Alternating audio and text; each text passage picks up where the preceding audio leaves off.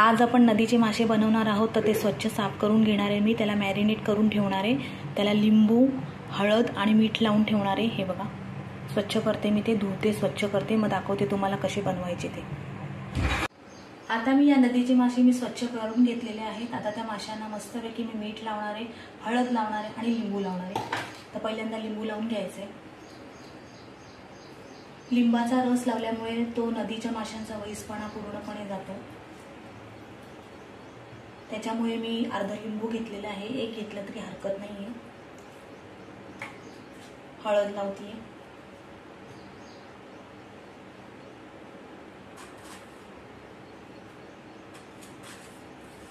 थोडंसं मीठ. आता ते एकत्र करून घ्यायचंय आणि 10 मिनिटं त्याला मॅरिनेट करून ठेवायचंय.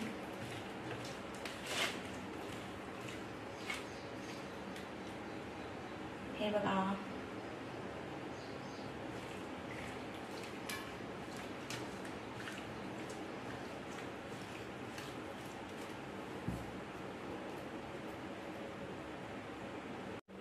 तर आपण नदीचे मासे आता तळणार आहोत. मॅरिनेट झालेलं आहे, हळद मीठ लावून झालेलं आहे, लिंबू पण लावलंय. आता त्यासाठी काय काय साहित्य लागतं ते सांगते. कोथिंबीर घेतले, लाल मसाला घेतलाय आणि हे तांदळाचं पीठ आणि थोडा रवा घेतलाय आणि तेल घेतलंय. तर आता आपण सुरुवात करणार आहोत नदीचे मासे तळायला. तर आता ह्याला आपण लाल मसाला टाकून घ्यायचा आहे. जसं आपल्याला तिखट कमी जास्त लागेल त्याप्रमाणे.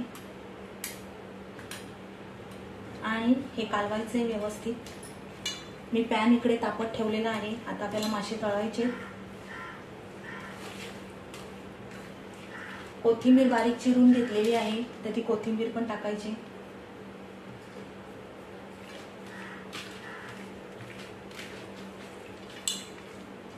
मीठ आपण आधीच लावलेलं आहे. आता हे तांदळाचं पीठ आणि रवा हे एकत्र केलेलं आहे, ते आता थोडंसं लावून घ्यायचंय माशांना.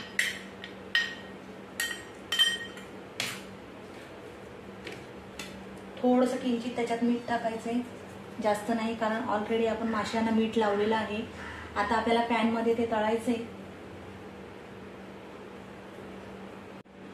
आता मी तांदूळ आणि रवा, तांदळाचं पीठ आणि रवा याच्यामध्ये वळून घेणार आहे आणि ते तळणार आहे. अगदी थोड्या प्रमाणात लावून घ्यायचं हलक्या हाताने आणि तळायचे. आता ते पॅन मध्ये आपल्याला गॅस बारीक करायचा आहे. हे बघा,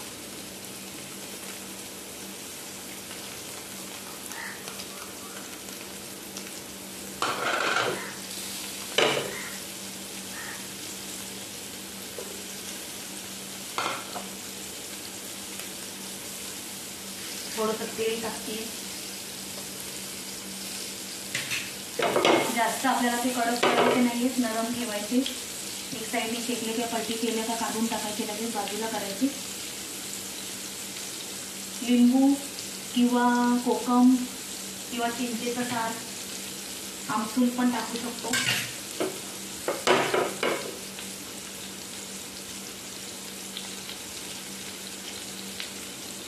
आता असे तळून घेते मी सगळे आणि तुम्हाला दाखवते कशा प्रकारे ते करायचे ते.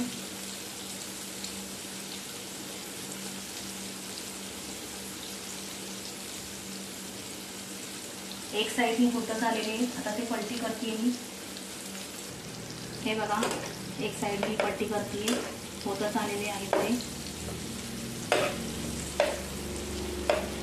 त्याला शिजायला शेकायला वेळ लागत नाही, ते पटकन होतात नदीचे मासे. हे असे पलटी करून घेतले. तांदळाच्या भाकरीबरोबर किंवा चपाती बरोबर खाऊ शकता तुम्ही. हे बघा,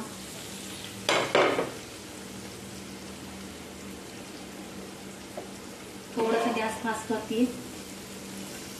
जास्त त्याला कडक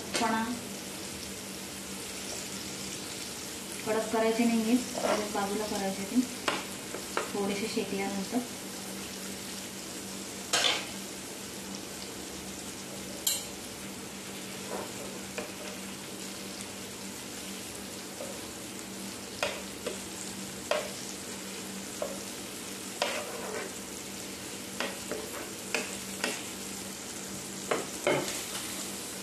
आता मासे तळून झाले का मग मी तुम्हाला दाखवते मासे कसे झालेत ते. आपले नदीचे मासे रेडी आहेत. तर आपल्या रेसिपीला लाईक करा, शेअर करा आणि कमेंट करा.